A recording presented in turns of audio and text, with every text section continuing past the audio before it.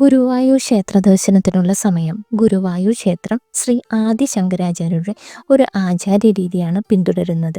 സാധാരണയായി 5 പൂജകളും 3 ശിവേലികളും ഉണ്ടായിരിക്കും. ഉദയാസ്തമയ പൂജകൾ നടക്കുന്ന ദിവസങ്ങളിൽ ആകെ 21 പൂജകൾ ഉണ്ടായിരിക്കും. ക്ഷേത്രം തുറക്കുന്നത് പുലർച്ചെ 3 മണി മുതൽ 3:20 വരെയാണ്.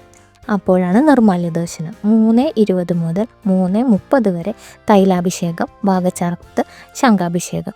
3:30 മുതൽ 4:15 വരെ മലർ നിവേദ്യം, അലങ്കാരം. 4:15 മുതൽ 4:30 വരെ ഉഷനിവേദ്യം. രാവിലെ 6:15 എതിരേറ്റു പൂജയും ഉഷപൂജയും. രാവിലെ 7:15 മുതൽ 9 വരെ ശിവേലി, പാലഭിഷേകം, നവകാഭിഷേകം, പന്തീരടി നിവേദ്യം.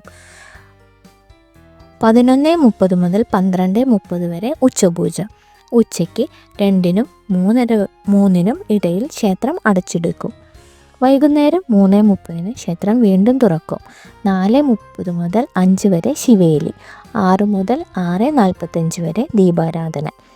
7:30 മുതൽ 7:45 വരെയാണ് അത്താഴപൂജ. നിവേദ്യം 7:45 മുതൽ 8:15 വരെ. രാത്രി 9-ന് അത്താഴ ശിവേലി. രാത്രി 9 മുതൽ 9:15 വരെ തൃപ്പുക, ഓലവായന. ഇതിനുശേഷം ശ്രീകോവിൽ അടയ്ക്കും. തുടർന്ന് കൃഷ്ണനാട്ടം, കൃഷ്ണൻ്റെ ജീവിതത്തെക്കുറിച്ചുള്ള വർണ്ണാഭമായ പാരമ്പര്യ നൃത്ത നാടകം തുടങ്ങിയവ നിർദ്ദിഷ്ട ദിവസങ്ങളിൽ ക്ഷേത്രത്തിനുള്ളിൽ അവതരിപ്പിക്കുന്നു. ഉദയാസ്തമയ പൂജയുണ്ടെങ്കിലോ ചില പ്രത്യേക അവസരങ്ങളിലോ ഈ പൂജാ സമയങ്ങൾ വ്യത്യാസപ്പെടാം.